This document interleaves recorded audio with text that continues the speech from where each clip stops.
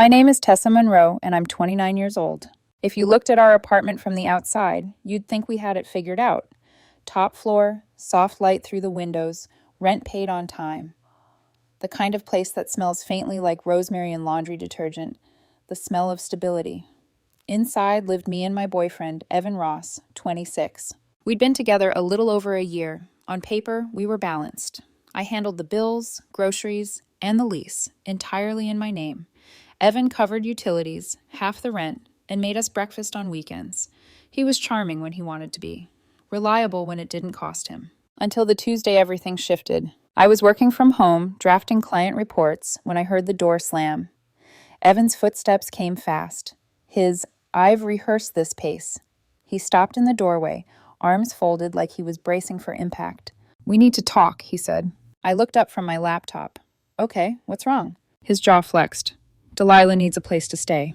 I blinked. "Your sister?" He nodded, eyes darting around like he couldn't quite look at me. "Yeah, just for a little while. She's, between apartments." "Between apartments," I repeated slowly. "Or between boyfriends who pay her rent?" "Tessa," he warned. I'd met Delilah Ross, 24, 3 times. That was enough to form a permanent opinion. The first time, she crashed Evan's birthday dinner, showed up drunk, flirted with the waiter, and forgot her share of the bill. The second, she borrowed my car for an errand and returned it with a dent and an empty tank. The third, she raided our housewarming party, pocketed 2 bottles of wine guests had brought, and left early claiming anxiety. "Where exactly would she stay?" I asked.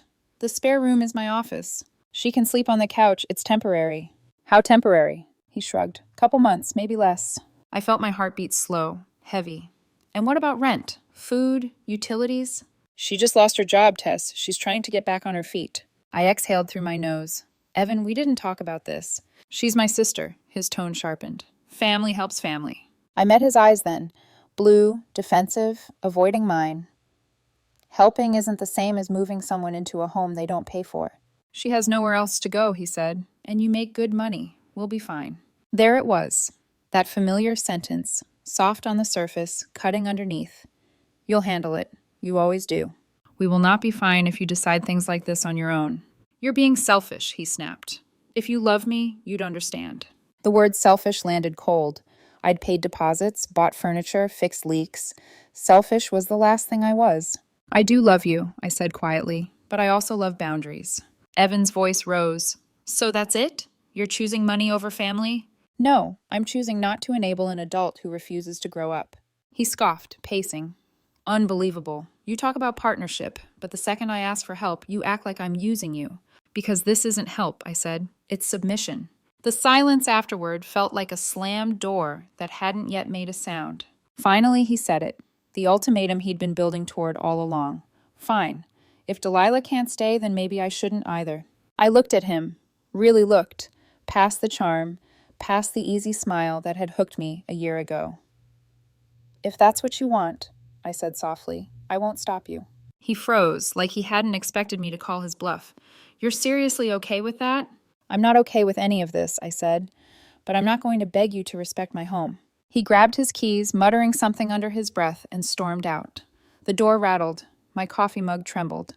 That night, he didn't come home. At 7:12 the next morning, my phone buzzed. A text from Evan. "Evan, Delilah's moving in Saturday, whether you like it or not." I stared at the message, thumb hovering above the screen. The part of me that wanted peace nearly replied with, "We'll talk."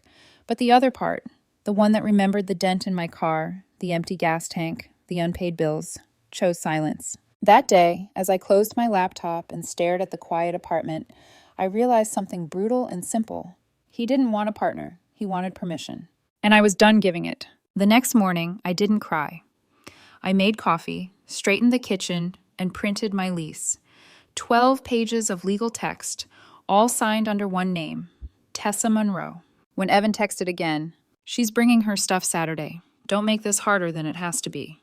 I didn't reply. Instead, I called the leasing office. The property manager, Maya, was polite in that practiced paperclip tone.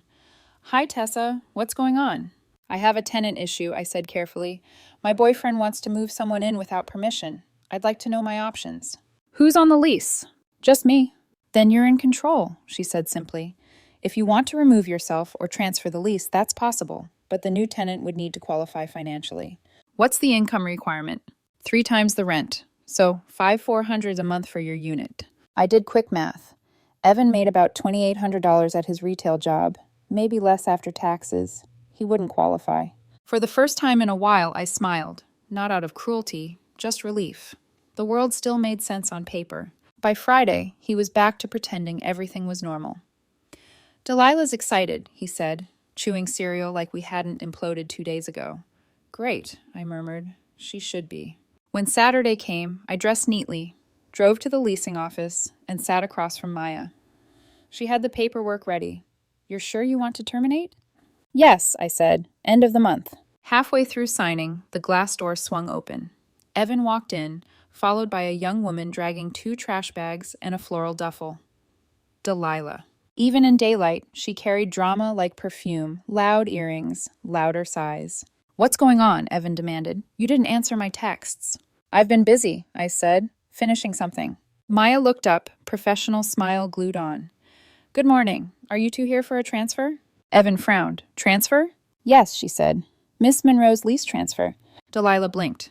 Wait, what? I turned the papers toward Evan. If you want to move your sister in, this place can be yours. Just put it in your name. He glanced at the forms, color draining. I can't afford that. Then I guess Delilah won't be moving in after all. His voice cracked. You're kidding me. Maya, sensing the tension, interjected smoothly. If Mr. Ross wants to apply, we'll need proof of income and a credit check. Otherwise, Ms. Monroe's termination remains effective at month's end.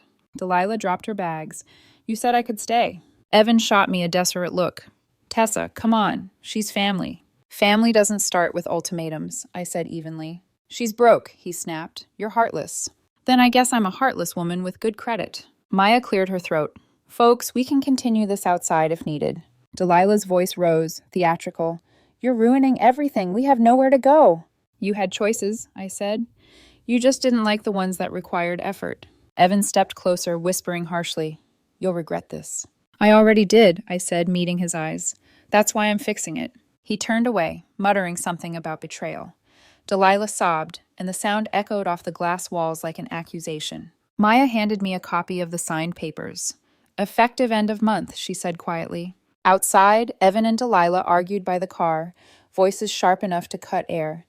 I watched for a moment, just long enough to recognize what I'd been living with, chaos disguised as love. Back home, the apartment felt too quiet.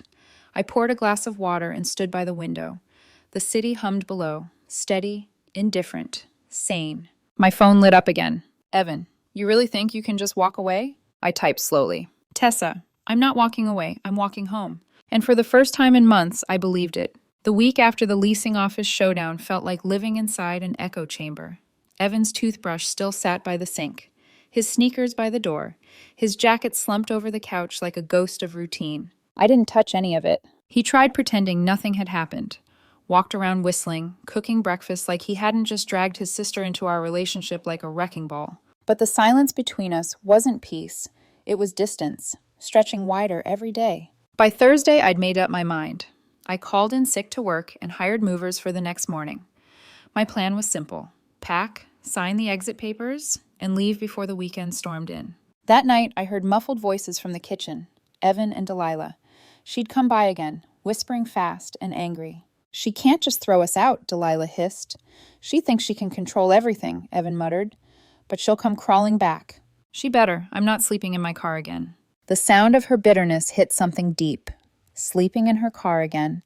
The first hint that maybe she'd burned more bridges than just mine. I turned off my light and listened as their voices faded. By sunrise, I was done listening. The movers came at 8. 2 guys who didn't ask questions. They carried boxes down the stairwell while I wrapped dishes and taped labels. Every thud of cardboard was a release.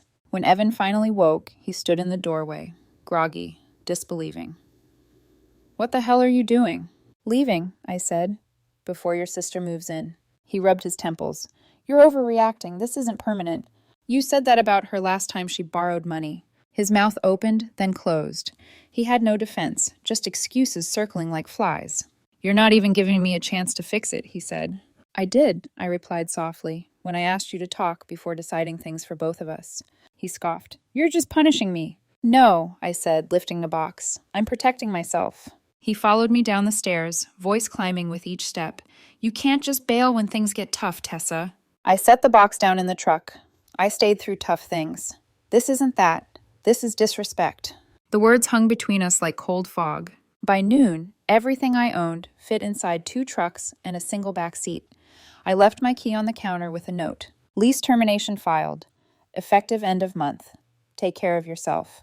As I closed the door behind me, Evan shouted from the hall, You're choosing pride over love. I didn't look back. If it was love, I said quietly, it wouldn't demand I choose.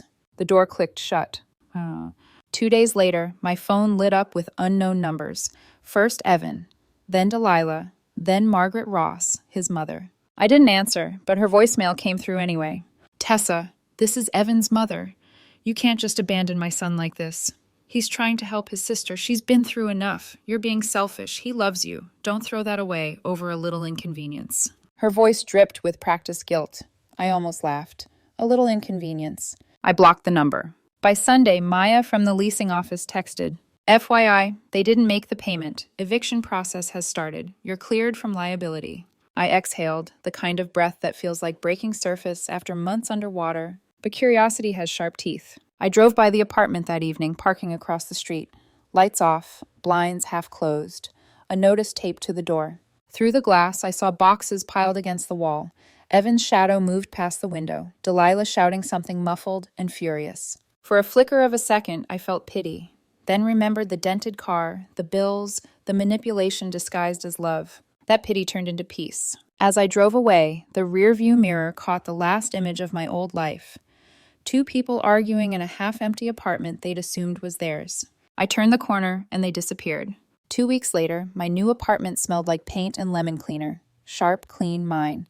No shared closet space. No half-empty bottles of cologne beside the sink. No guilt sitting across the table at breakfast. When I picked up my security deposit check from the old complex, Maya greeted me with that sympathetic half-smile only property managers have. You dodged a bullet, she said, sliding an envelope across the counter. I frowned. What happened? She exhaled softly. They were evicted after 16 days. The place was destroyed.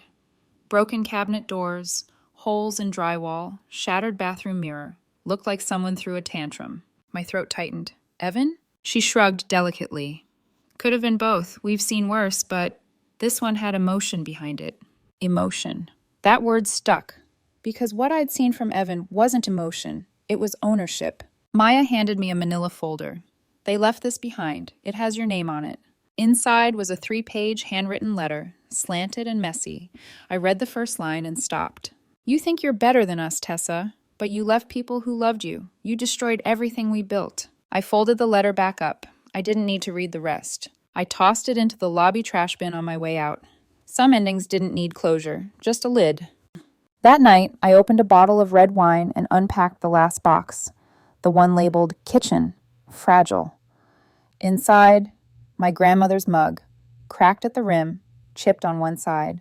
Still, it held coffee like it always had. I sat on the counter and whispered to the quiet room, You did it. It wasn't triumph, it was relief. Relief from the constant accounting of bills, emotions, expectations. My phone buzzed again, unknown number. Against my better judgment, I answered.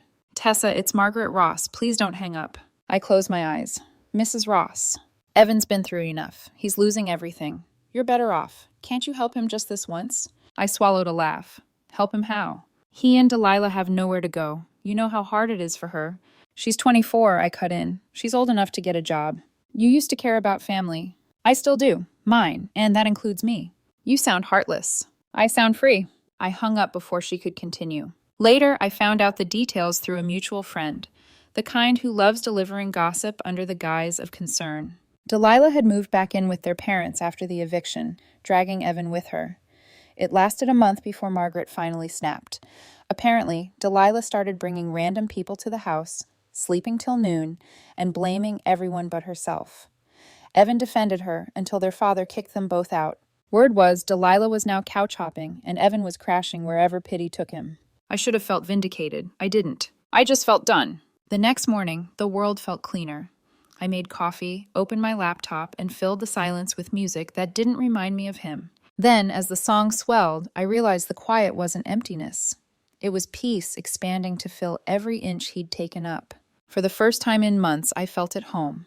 Not because I'd moved, but because I'd finally stopped apologizing for existing in my own space. A week later, Maya texted again.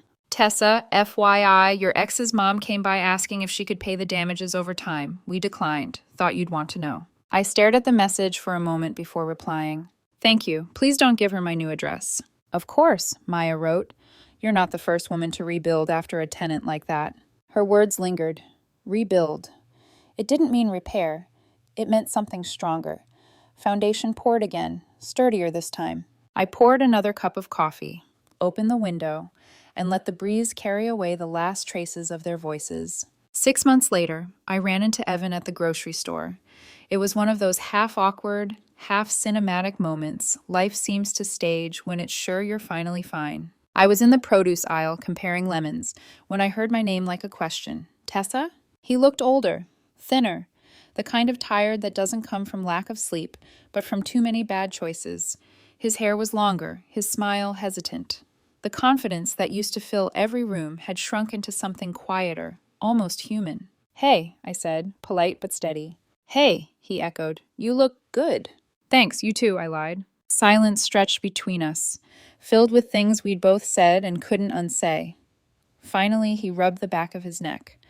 I wanted to tell you I'm sorry. For everything. I tilted my head. For what part? He let out a small, nervous laugh. All of it, I guess. The apartment, Delilah, the way I handled things. You were right. I didn't just want help. I wanted control. It was the first time I'd ever heard him take responsibility without twisting it into a plea. I appreciate that, I said softly. How's Delilah? She's actually working now. Construction job. It's rough, but she's figuring it out. That's good, I said. Yeah. He looked down at his hands. Turns out when nobody's enabling you, you learn quick. There was bitterness in his voice, resentment dressed as wisdom. I nodded. I hope she's okay. She is, he said, but his eyes told another story. We stood there for a moment, two ghosts of an old life trying not to haunt each other. Finally, he said, You really don't miss me at all? I thought about the nights I'd stayed up replaying arguments, the quiet mornings where peace had tasted like guilt, the way my stomach used to tighten every time my phone buzzed with his name. I miss who I thought you were, I said, not who you turned out to be. He flinched, then smiled faintly. Fair. We said goodbye in that strange, gentle way people do when they both know it's truly over. He turned down the frozen aisle. I turned toward the light.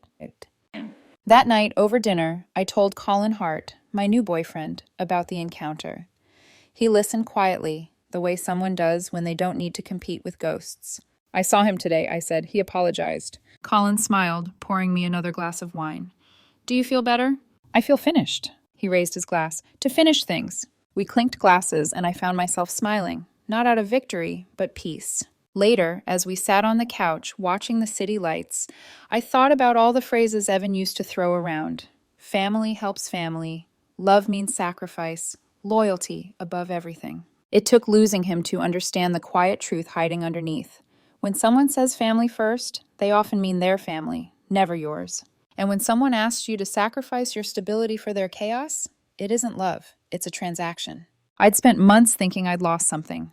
Now I saw it clearly. I'd been set free. Because love isn't measured by how much you can endure for someone. It's measured by how safe you feel when you don't have to endure anything at all. I leaned my head on Colin's shoulder, the city humming below like a steady heartbeat. Peace doesn't always announce itself. Sometimes it just arrives quietly, unpacking in the space where manipulation used to live. And as the night deepened, one final thought crossed my mind. Simple, solid, true. You can't lose what was never built on respect.